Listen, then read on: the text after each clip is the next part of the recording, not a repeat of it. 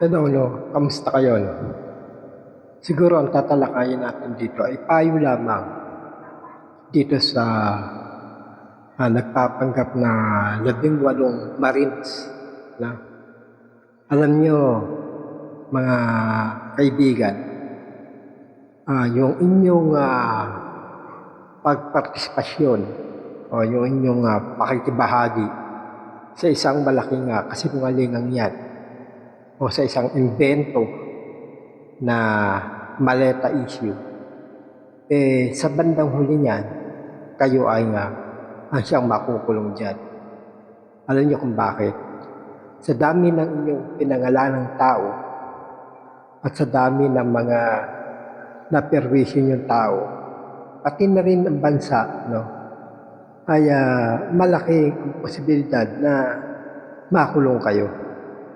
Pero ito lang masasabi ko sa inyo, no? Yung inyo bang ginagawa na yan ay pinag-isipan nyo bang mabuti yan?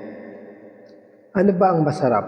Ang kalayaan o ang kayo ay makulong sa habang buhay? Alam niyo yung mga politiko na inyong pinoprotektahan, no? Kumbaga ay sinalihan. Kayo makukulong.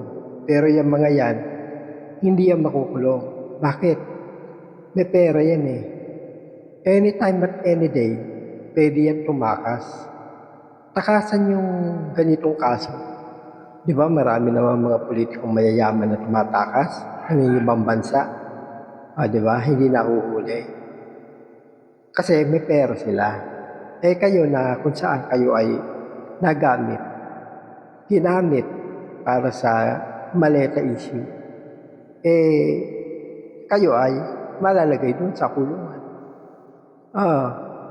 Kulungan ng baksak nyo. Kahit yung abogado nyo sinasabi, kulungan ng baksak nyo.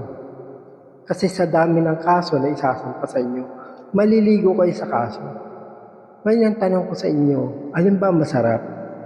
Yung maging malaya o maging makulong? Di ba? Sa ngayon, mag-isip-isip na kayo kasi may panahon pa. Malaki pa ang panahon, mahaba pa ang panahon para kayo ay mag-isip-isip. Iwan nyo na yung mga yan. Kasi gagamitin lang kayo yan. Kasi yung mga yan na gagamit sa inyo, may pera yan eh. May pera yan. Ngayon, yung mga yan, pwede umisikap po anytime, any day. But kayo, nakakulong kayo. Kasi ganyan naman talaga yung mga organizer ng mga ganyan. Kahit yung mga nagwawala ng ganyan, mga nag-udyok sa tao, sinasabi nila, ito ay para sa bayan, ito ay para sa tao. Hindi yun totoo. Para lang yun sa kanilang sarili. Kung sakaling magtagumpay sila, hindi naman kayo kasama sa mabibigyan ng biyaya. Hindi kayo kasama. Sila lang.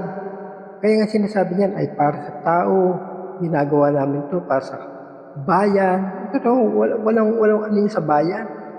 Sila lang ang makikinabang, hindi kayo. At ginagamit ng mga yan, yung taong bayan, para sa kanilang sariling sariling kapakanan. Yan naman ang mga ginagamit yung mga sinisigaw-sigaw niyan dyan, diba? Para sa bayan. Para sa bayan, kinakalagyan na naman ng bayan. Para sa kanilang sariling kapakanan. Diba? Maraming ganyan eh.